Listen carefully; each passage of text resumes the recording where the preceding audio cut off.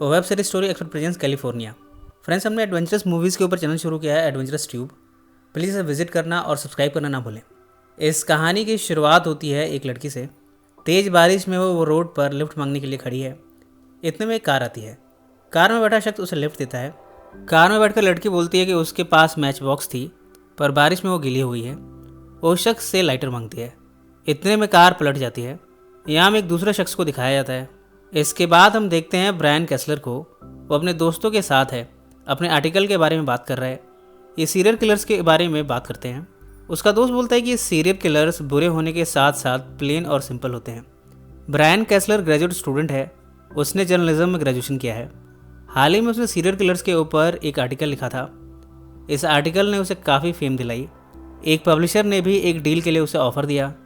Brian की girlfriend है carry logon. Carry photographer है। ये दोनों उस एक्सीडेंट वाले लोकेशन पर पहुंचते हैं। यहाँ कैरी इस लोकेशन की पिक्चर लेती है। यहाँ ये आपस में बात करते हुए ये अंदाज़ा लगाते हैं कि वो लड़की सीरियल किलर रही होगी। इनका अनुमान यह है कि वो लड़की लोगों से लिफ्ट मांगकर उन्हें मार देती है। यहाँ से फोटोग्राफ्स लेकर और अपनी रिपोर्ट तैयार करके ये वापस आते हैं। कैरी ब्रायन से कहती है कि उन्हें किसी और शहर जाना चाहिए और भी कि ऐसी लोकेशन को कवर करना चाहिए। कुछ दिनों बाद हम देखते हैं कि अब वो भी ब्रायन के साथ कैलिफोर्निया रिलोकेट करने का प्लान कर चुकी है। दोनों को उम्मीद है कि कैलिफोर्निया में इनका करियर बेहतर होगा। दोनों अपनी जर्नी को प्लॉट करते हैं केंटकी के लुइसविल से लॉस एंजलिस तक। इन्होंने प्लान किया है कि ये रास्ते में फेमस मर्डर साइट्स को विजिट करेंगे। उन जगहों को कैरी फोटोग्राफ करेगी। बाद में ये फ़ोटोज़ ब्रायन कैसलर की बुक में भी काम आएंगी। पर इन दोनों को फ़िलहाल पैसों की प्रॉब्लम है। इनके पास इतने फंड्स नहीं हैं कि ये ईजिली कैलिफोर्निया तक पहुंच पाएँ। इसके लिए ब्रायन यूनिवर्सिटी कैंपस जाता है। यहाँ वो राइड शेयर का एक ऐड लगाता है। इस कहानी में साइकोपैथिक अर्ली ग्रेस भी है। वो हाल ही में जेल से पेरोल पर रिहा हुआ है। फिलहाल वो अपनी जॉब खो चुका है। कुछ दिनों बाद हम देखते हैं कि अर्ली का पेरोल ऑफिसर केंटकी के ट्रेलर पार्क में पहुंचा है। इस ट्रेलर पार्क में अर्ली रहता है। पेरोल ऑफिसर को अर्ली के जॉबलेस होने की खबर लग चुकी है। इस क्रम में वो अर्ली से मिलने पहुंचा है। यहाँ हम देखते हैं कि अर्ली अपनी गर्लफ्रेंड एडल कॉर्नर के साथ रहता है। पेरोल ऑफिसर अर्ली को जॉब ऑफर करता है। वो कहता है, मैंने तुम्हारे लिए यूनिवर्सिटी में जेनिटर का काम ढूंढा है। यहाँ अर्ली कहते हैं कि उसे ये जॉब नहीं करनी। वो ये स्टेट छोड़ने का मन बना चुका है। इसके बाद वो ऑफिसर उसे प्रेशराइज करता है। जॉब इंटरव्यू के लिए जाने को कहता है। अगले दिन अर्ली कैंपस पहुंचा है। यहाँ वो राइड शेयर की ऐड को देखता है। इस ऐड को पढ़कर वो ब्रायन को फ़ोन लगाता है। ब्रायन उससे अगले दिन मिलने के लिए राज़ी हो जाता है। अर्ली इस बारे में एडल से बताते हुए कहता है, हम दोनों अब कैलिफोर्निया जाएंगे, हॉलीवुड भी जाएंगे। मैं नहीं चाहता कि गवर्नमेंट बार बार अपने ऑफिसर्स मेरे पास भेजे। इधर ब्रायन ने कैरी को भी बताया है कि किसी शख्स ने उनका ऐड पढ़कर फ़ोन किया था। कैरी कहती कि वो ट्रिप प्लान करने से पहले हमें उनसे मिल लेना चाहिए था। कम से कम एक बार तो मिलना ही चाहिए था। यहाँ ब्रायन कहता है कि हमारे पास दूसरा कोई ऑप्शन नहीं है। सिर्फ उसी ने हमारे ऐड को देखकर फ़ोन किया था। ऐसे में बेगर्स कैनॉट बी चूजर्स। यहाँ कैरी मजाक में प्रे करते हुए कहती है कि वे दोनों ब्रायन के बाकी दोस्तों की तरह बोरिंग ना हो। इसके बाद हम देखते हैं कि अर्ली ने एडल को भेजा है। एडल अपने सामान के साथ घर के बाहर ब्रायन और कैरी का इंतज़ार कर रही है, जबकि अर्ली ने कहा है कि वो लैंडलॉर्ड से हिसाब करके थोड़ी देर में ज्वाइन करेगा। इधर एडल ब्रायन और कैरी का इंतज़ार कर रही है, जबकि अर्ली ने अपने लैंडलॉर्ड को मार दिया है। बाहर आकर वो एडल के सामान को देखकर उसका मजाक उड़ाता है। एडल की बातों से हमें पता चलता है कि वो बहुत भोली है। वो अपने सामान में कुछ कैक्टस भी लाई है। एक कैक्टस जब अर्ली देखता है तो उसे डस्टबिन में फेंक देता है। एडल अपने भोलेपन में कई बार डम बिहेव करती है। थोड़ी देर में यहाँ कैरी और ब्रायन पहुँचे हैं। कैरी अर्ली के अपीयरेंस को देखकर ब्रायन से कहती है कि हमने गलती की है। उसे अर्ली का रफ लुक डाउटफुल लग रहा है। ब्रायन उसे कन्विंस करते हुए कहता है कि हमें दोनों को एक चांस तो देना ही चाहिए। इस तरह इनकी ट्रिप शुरू हो गई है। जर्नी के दौरान कैरी सबसे बातें करते हुए बताती है कि कर्मा सब कुछ होता है। एडल पूछती है कि कर्मा क्या होता है। कैरी कहती है कि कर्मा ही आपका फेट बनाते हैं। जैसा आप एक्शन परफॉर्म करते हो रिजल्ट भी वैसा ही आता है। अर्ली को यह बात मजाकिया लगती है। वो इस पर हंस पड़ती है, जबकि एडल के सिर के ऊपर से ये सारी बातें जा रही हैं। वो कहती है कि ये तो कोई फ्रेंच कोट लगती है। इधर ऑफिसर ने अर्ली को ढूंढना शुरू किया है। उन्हें यहाँ अर्ली तो नहीं मिला, पर उसके लैंडलॉर्ड की डेड बॉडी मिली है। ये चारों अपनी ट्रिप के दौरान एक गैस स्टेशन पर पहुँचे हैं। यहाँ अर्ली एक आदमी को गैस स्टेशन के बाथरूम में मारकर उसके पैसे चुरा लेता है। बाहर आकर इस बारे में वो किसी को नहीं बताता। चारों अपनी ट्रिप के दौरान एक लोकेशन पर रुकते हैं। कैरी इस जगह की फोटोग्राफी करती है। ब्रायन इस जगह को डिस्क्राइब करता हुआ अपनी आवाज़ को रिकॉर्ड करता है। जब ये ट्रिप के दौरान पहले होटल में रुकते हैं, तब यहाँ अर्ली एडल के बालों को काट कर छोटा कर देता है। ताकि वो कैरी के बालों के सेम मैच करे। यहाँ जब कैरी और ब्रायन इंटीमेट हो रहे थे तब अर्ली वॉल के थ्रू इनकी आवाज़ों को सुनने की कोशिश करता है। इसके बाद जब ये दूसरे होटल में रुकते हैं तब अर्ली ब्रायन को पूल खेलने के लिए इनवाइट करता है। इस समय कैरी और एडल साथ में है। कैरी एडल से उसके रिलेशनशिप और उसकी फैमिली के बारे में पूछती है।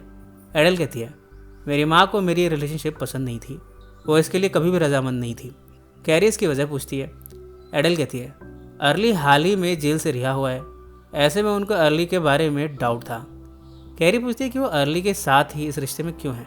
एडल कहती है, मेरा पास में गैंग रेप हुआ था, अर्ली मुझे प्रोटेक्टर लगता है, मुझे यकीन है कि किसी भी सिचुएशन में वो मुझे बचा लेगा। यहाँ वो ये भी बताती है कि कई बार अर्ली उसके साथ हिंसक हो जाता है पर फिर भी वो अर्ली को एक्सेप्ट करती है। यहाँ दोनों बियर पीते हैं। इस दौरान एडल बताती है कि अर्ली ने उसे स्मोक या ड्रिंक करने से मना किया है। इधर हम देखते हैं कि अर्ली और ब्रायन एक लोकल बार में पहुंचे हैं। यहाँ ब्रायन और एक आदमी में कन्फ्रंटेशन होती है। ये देखकर अर्ली उस मैन को असॉल्ट करता है। इसके बाद जब वे अपनी जर्नी रिज्यूम करते हैं तब वे एक अननेम्ड लोकेशन पर पहुंचते हैं। यहाँ अर्ली ब्रायन को पिस्टल चलाना सिखाता है। अब धीरे धीरे ब्रायन अर्ली के स्टाइल, उसके अंदाज से फैसिनेट होने लगा है। कैरी ये सब बातें नोटिस कर रही है। वो ब्रायन से बताती है कि अर्ली पास्ट में क्रिमिनल रह चुका है, पर इस पर भी ब्रायन इस बात को ज़्यादा तवज्जो नहीं देता। एक लोकेशन पर जब ये रुकते हैं तब कैरी इस लोकेशन की फोटोग्राफी करती है, जबकि ब्रायन अपनी रिपोर्ट तैयार करने में मशगूल है। कैरी देखती है कि अर्ली और एडल कार में इंटीमेट हो रहे हैं। ये सब देखकर कैरी काफ़ी गुस्सा होती है। वो इन दोनों की फ़ोटो खींचती है। अर्ली उसे ऐसा करते हुए देख लेता है। वो ब्रायन को इस बात के लिए फटकार लगाती है। वो उसे अल्टीमेटम देते हुए कहती है, या तो तुम इन दोनों को जाने को कह दो वरना मैं चली जाऊंगी। यहाँ ब्रायन उसे मनाने की कोशिश करता है। एक गैस स्टेशन पर जब ये रुके हैं तब कैरी एक न्यूज़ देखती है। इस न्यूज़ रिपोर्ट में अर्ली को सस्पेक्ट मर्डर बताया गया है। यहाँ हम देखते हैं कि अर्ली गैस स्टेशन के अटेंडेंट को धमकाता है, फिर कैरी के सामने ही उसने उसे मार दिया। ये सब कुछ एडल और ब्रायन ने भी देखा। एडल यहाँ रोती है। अर्ली उसे डांटते हुए चुप रहने को कहता है। वो कहता है कि सबको वो सेफली कैलिफोर्निया पहुंचा देगा। इसके बाद ये सभी एक माइन कैंप पर रुकते हैं। यहाँ 2 पुलिस ऑफिसर्स आते हैं। वो इन सब से पूछताछ करते हैं। इतने में अर्ली इन दोनों को यहाँ शूट करके मार देता है। इसके बाद ये सभी रेगिस्तान में कपल के घर पर रुकते हैं। अर्ली यहाँ भी उस मैन को काफ़ी मारते हुए उसकी जान ले लेता है। यहाँ एडल उस विमन को यहाँ से भागने में मदद करती है। इसके बाद अर्ली एडल को कन्फ्रंट करता है। वो उसे उस विमन को भाग जाने देने के लिए डांटता है। यहाँ एडल कैक्टस से अर्ली के फेस पर वार करती है। वो अर्ली को काफ़ी बुरा भला कहती है। वो कहती है कि तुम क्रिमिनल थे और क्रिमिनल ही रहोगे। यहाँ अर्ली एडल को शूट कर देता है। एडल यहीं मर जाती है। इसके बाद वो कैरी को किडनैप करता है और ब्रायन को अनकॉन्शियस कर देता है। कैरी को लिए अर्ली कैलिफोर्निया नेवाडा के बॉर्डर पर पहुँचा है। ये जगह ड्रीमलैंड न्यूक्लियर टेस्टिंग साइट है। यहाँ अर्ली कैरी को फोर्स करते हुए उसे एडल के जैसे ड्रेसअप करने को कहता है। वो उसे एडल के कपड़े पहनने को देता है। इसके बाद वो कैरी का बलात्कार करता है। इधर ब्रायन होश में आया है। यहाँ वो विमेन उसे अपने ट्रक की चाबी देते हुए कैरी को बचाने को कहती है। ब्रायन इस गाड़ी से न्यूक्लियर साइट पर पहुँचा है। यहाँ वो अर्ली पर अटैक करता है। वो शॉल से अर्ली के फेस पर वार करता है। ब्रायन कैरियर को ढूंढ लेता है। वो देखता है कि कैरी सदमे में है, उसे हैंडकप से बांधा गया है। इतने में अर्ली ब्रायन पर अटैक करता है। यहाँ दोनों में हाथापाई होती है। कैरी के हाथ एक न्यूक्लियर टेस्ट मैनिकिन का लिम्ब लगा है।